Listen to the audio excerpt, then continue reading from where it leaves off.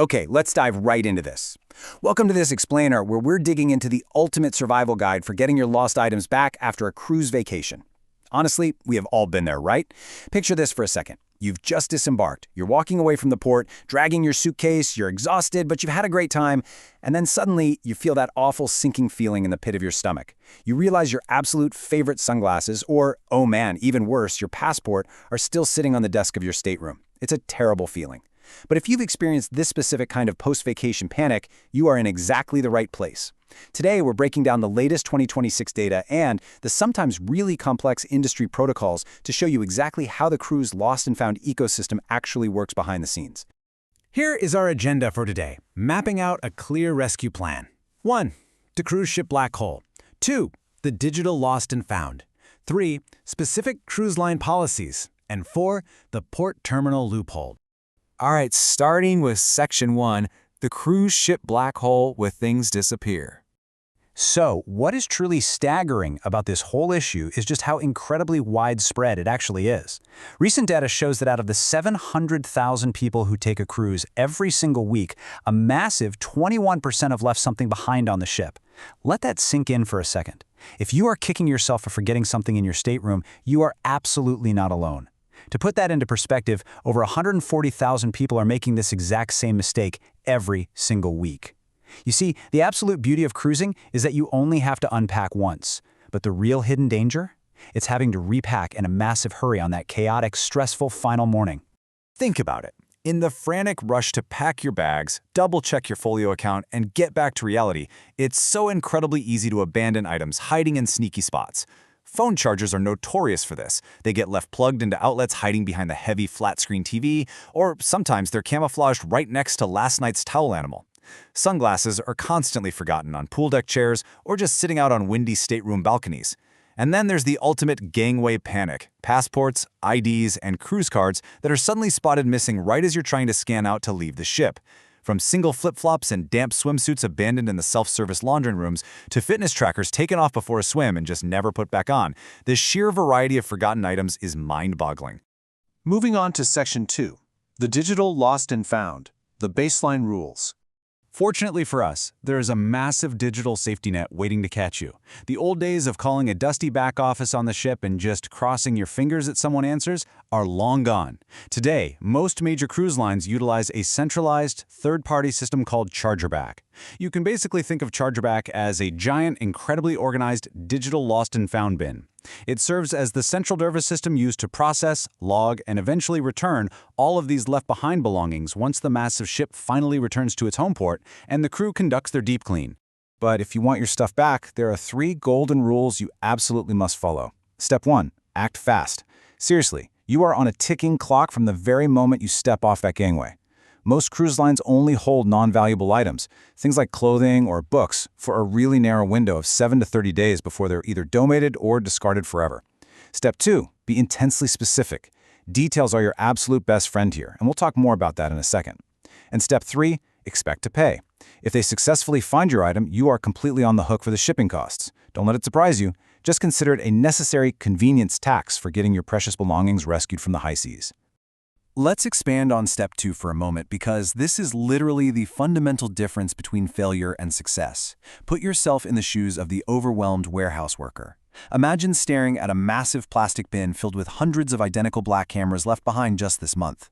Submitting a vague report that only says black camera is going to get you absolutely nowhere. It's like finding a needle in a haystack.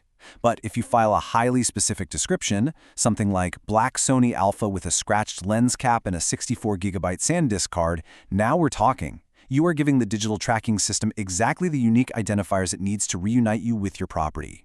Precision is the key that unlocks this entire system. Let's dive into Section 3, specific cruise line policies, navigating the nuances.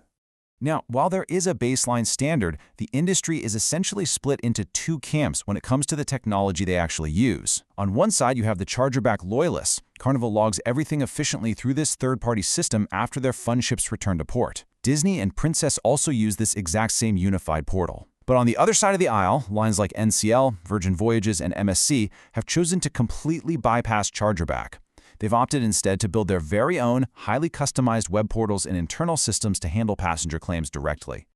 So what if you sail with Royal Caribbean or their sister brand, Celebrity Cruises? Well, they share a very specific proprietary back-end system.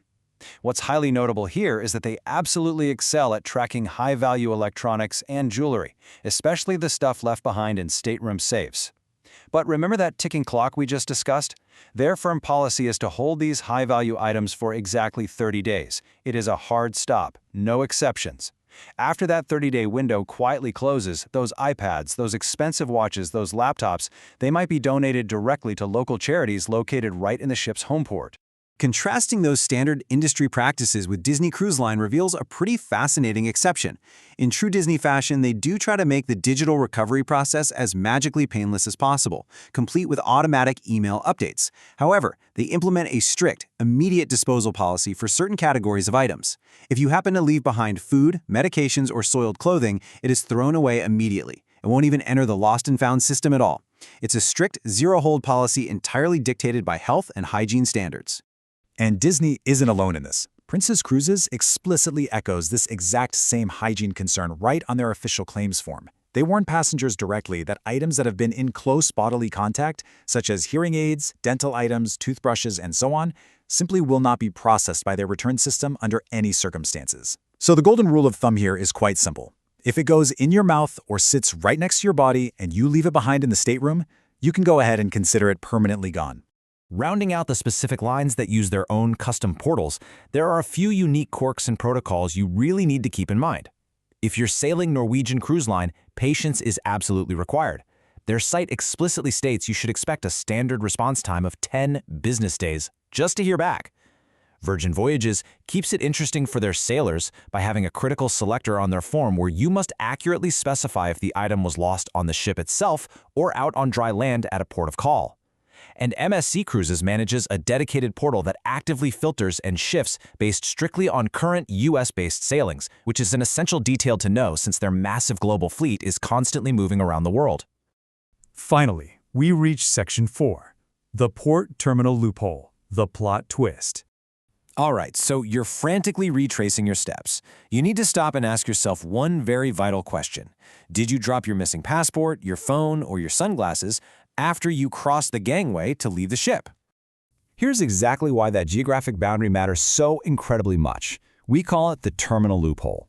If you lost your item in the disembarkation security line, or maybe while you were frantically wandering around that giant echoing luggage hall looking for your bags, the cruise line simply does not have it. Submitting a chargeback form or navigating a custom cruise portal will do you absolutely no good whatsoever. In that scenario, you must urgently pivot. You need to contact the separate port authority of your specific disembarkation city. Why? Because they manage an entirely separate lost and found ecosystem that is completely divorced from the cruise ships themselves. So, to navigate all of these different portals quickly and accurately before the clock runs out, you need to be deeply prepared. Before you sit down in a panic to start filling out web forms, gather your proactive recovery checklist. You're going to need your booking reservation number, your exact cruise dates, and the specific ship name. Crucially, you will need your exact stateroom number. They use this to verify that you actually stayed in the room where the item was discovered by the cabin steward. And of course, you'll need all of your up-to-date personal contact info ready to go. Knowing all these quirky, sometimes rigid industry protocols, from the 30-day ticking clocks and strict hygiene disposal policies, all the way down to those tricky port terminal loopholes, it really makes you deeply rethink that chaotic final morning on board, doesn't it? So what proactive steps will you take to ensure you never have to navigate the digital lost and found on your next voyage? Because while the system undeniably works for those who act fast and provide extreme detail, the absolute best lost and found strategy is simply not leaving anything behind in the first place. Check those safes, look under the bed, and do one final sweep. Thank you for joining me on this explainer, and I'm wishing you safe travels and fully packed suitcases on your next big adventure.